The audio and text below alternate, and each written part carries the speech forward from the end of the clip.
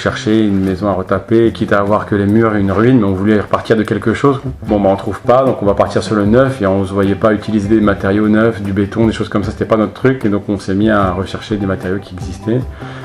Moi j'ai fait une formation réemploi et ça m'a encore plus sensibilisé sur le fait que tout est réemployable, il suffit juste de prendre la méthode et puis s'assurer que c'est pas une maison de briques et de broc, mais vraiment une maison neuve avec des matériaux qui ont déjà vécu mais qui sont encore sains pour pouvoir les réutiliser. Donc on a commencé avec la charpente et puis plus ça allait, puis on se dit bah ça aussi on peut le réemployer, bah, le sol aussi.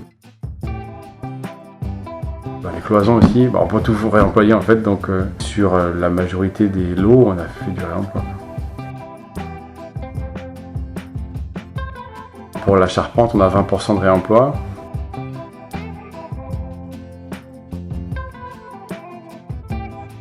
Pour les menuiseries extérieures, on a 60% de réemploi.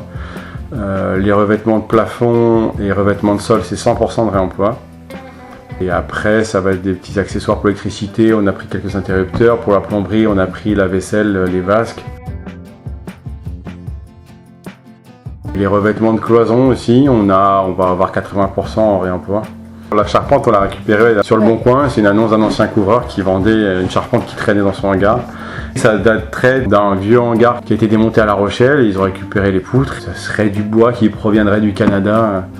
À l'époque, c'était importé pour faire des grandes portées. Donc là, on a des portées de 11 mètres qu'on a débitées pour faire notre charpente.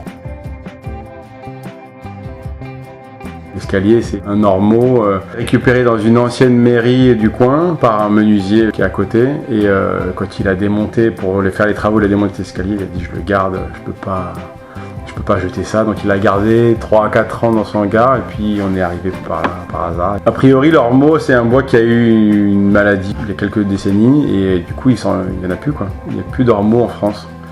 Donc c'est fait la particularité de cet escalier aussi, c'est que le bois se fait plus, quoi. On avait de la famille qui était entrepreneur sur Paris, qui avait des restes de chantier, des choses qui traînaient dans des hangars et qui servaient à rien. Donc nous, on allait fouiner un peu pour essayer de récupérer des choses qui pouvaient encore servir. Sinon, on est passé par des marketplaces qui mettent en relation des gens qui ont des matériaux à vendre, des promoteurs, des maîtres d'ouvrage et qui vendent des matériaux. On est passé après par Le Bon Coin, les sites internet qui mettent en relation aussi les particuliers entre eux. Et puis après le réseau. Ouais. Le réseau, il y a des architectes qui nous ont vendu du matériau de récupération. Le menuisier du coin qui en a discuté, on papote, et puis j'ai un escalier. Donc ça aussi c'est localement et un peu plus loin. Viser large pour essayer de réemployer au maximum. La principale difficulté, c'est le temps. Hein. Il faut du temps. Il faut chiner, il faut chercher. Il faut se renseigner, savoir comment le démonter. Après, il faut se renseigner, savoir comment le reposer. C'est pas forcément les mêmes techniques. Et il faut s'adapter aussi, parce qu'on a des imprévus souvent. L'escalier, on ne savait pas ce qu'on allait en faire. Il a fallu enlever des marches, le retailler, le refaire un plancher, refaire une rampe. Voilà. Donc ça prend du temps et oui, il faut réfléchir beaucoup. Et aussi, il faut avoir une grosse zone de stockage quand même. Parce que quand on tombe sur une pépite, même si l'étape elle est encore loin, on ne peut pas passer à côté, donc il faut le stocker quelque part. On avait donc des vieux hangars dans le jardin qui nous ont bien dépannés. Et sinon, Barnum. Le parquet, on l'a stocké peut-être à 1 an. Il faut le stocker à l'abri aussi pour pas qu'il s'abîme. L'escalier, il nous l'a stocké, le menuisier nous l'a stocké 1 an aussi, mais dans son hangar. Donc ça, c'était à l'abri. Les panneaux de faux plafond qu'on a dans l'entrée, ça, on les a stockés 2 ans et demi. Donc il fallait faire en sorte qu'ils ne soient pas abîmés. Il y a pas mal de choses où il faut prendre l'opportunité.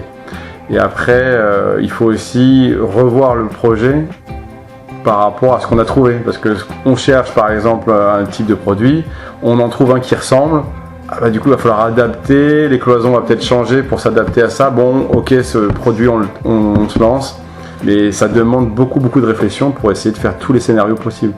Si on le prend, qu'est-ce qu'il faut changer? Si on ne le prend pas, est-ce qu'on va trouver autre chose? On a aussi stocké beaucoup sur le chantier. Et c'est pour ça, heureusement, qu'on avait notre meilleur ami, le Transpalette. C'est clair. Ça, c'est notre meilleur investissement du chantier. Ouais, ça, c'est un conseil. On a bien rentabilisé. Un Transpalette, tu déplaces les choses. On avait une dalle en fait OSB, donc on a pu déplacer. Quand on a livré la paille, on a pu déplacer la paille. Quand on avait les fenêtres, on a pu les déplacer au fur et à mesure sans les abîmer. Transpalette, meilleur ami. Ouais, c'est clair. La grosse partie du parquet, on l'a démonté dans une vieille maison qui allait être démolie près de Rennes. On s'est fait une excursion de 2-3 jours pour tout démonter à la main. C'était assez épique parce qu'il était cloué, donc c'était pas simple. On en a cassé une partie. Mais le fait de l'avoir démonté nous-mêmes aussi, ça a permis de pouvoir le réutiliser plus facilement parce qu'on savait quelle utilisation on voulait en faire derrière. Ça a été difficile à démonter, mais nous on l'a vissé pour que les prochains puissent le réutiliser plus facilement. L'idée c'est de ne pas coller et pas clouer, quoi. L'idée c'est que ça soit démontable pour la suite. Tout ce que nous on a galéré pour démonter les choses, on fait en sorte que les copains qui démonteront la maison plus tard, ils n'aient pas ce genre de problème. Donc le bardage on l'a vissé, le parquet on l'a vissé, toutes les cloisons on les a vissées. Voilà, l'idée c'était de rien coller, pas plâtrer, vraiment de faire tout démontable. Et toujours dans cette notion de démonter et de laisser aucune trace, voilà, on a aussi choisi les micro-pieux pour ça. Ils se vissent et ils peuvent se dévisser aussi facilement et on pourrait réutiliser ces pieux dévissés pour les mettre ailleurs pour la fondation de notre maison. Donc ça aussi ça nous a plu comme principe, quoi. Toute l'isolation de la maison elle est faite en paille, le sol, les murs et le plafond il est isolé en ouate de cellulose.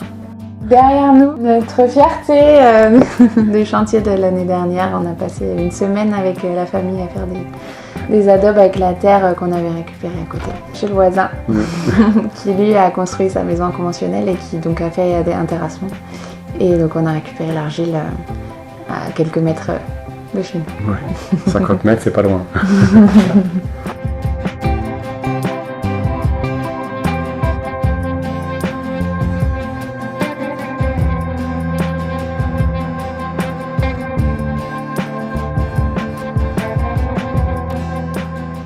On a fait 700 adobes. Ça nous a servi pour faire les 2 principaux murs d'inertie dans la maison, surtout pour apporter la fraîcheur en été.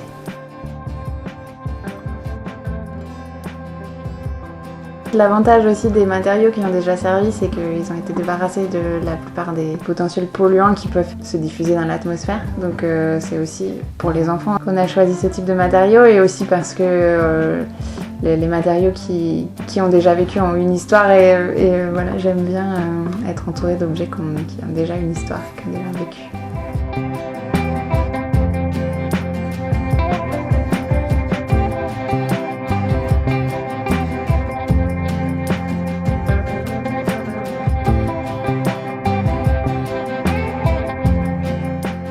Tous les bénévoles qui nous ont aidés aussi dans les chantiers participatifs.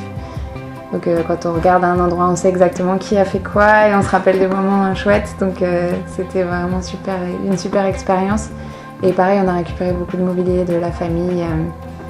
Donc on est bien entourés dans cette maison.